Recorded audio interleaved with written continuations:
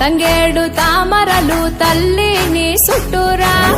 కానలో కుమ్మారమ్మ కోరి పూలు పంపగా వంత పాడుతూ మురిసే వనితలు నినుగురురా పసుపు ముద్ద చేసి